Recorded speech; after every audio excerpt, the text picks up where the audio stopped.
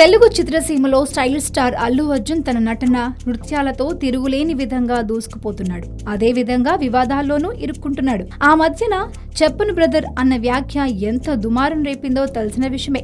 బన్నీ చేసిన ఈ వ్యాఖ్య వలన కొన్ని రోజుల పాటు సోషల్ మీడియాలో పవన్ అభిమానులు రచ్చ చేశారు.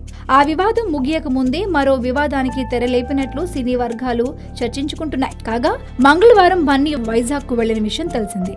ఓ సిమెంట్ కంపెనీకి బ్రాండ్ అంబాసిడర్ గా ఎంపికైన బన్నీ ఆ సంస్థతో ఒప్పందం కుదుర్చుకునేందుకు వైజాగ్ వెళ్లాడు. ఈ సందర్భంగా బన్నీ మెగా అభిమానులతో కొంతసేపు ముచ్చటించారు. అభిమానులతో ముచ్చటించే క్రమంలో బన్నీ బాలకృష్ణ 100వ చిత్రం గౌతమిపుత్ర శాతకర్ణి గురించి పరోక్ష వ్యాఖ్యలు చేసినట్లు తెలుస్తోంది. బాలయ్య, చిరంజీవుల చిత్రాలు ఎప్పుడు విడుదలైనా అభిమానులు వారి మధ్య పోటీగానే భావిస్తారు. ఈ నేపథ్యంలో బన్నీ ఖైదీ నంబర్ 150, గౌతమిపుత్ర శాతకర్ణి చిత్రాలను ఉద్దేశించి ఈసారి సంక్రాంతి మనదే బ్రదర్ అని అభిమానులతో అన్నట్లు తెలుస్తోంది. దీనితో నందమూరి అభిమానులు బన్నీపై ఆగ్రహంగా ఉన్నారట.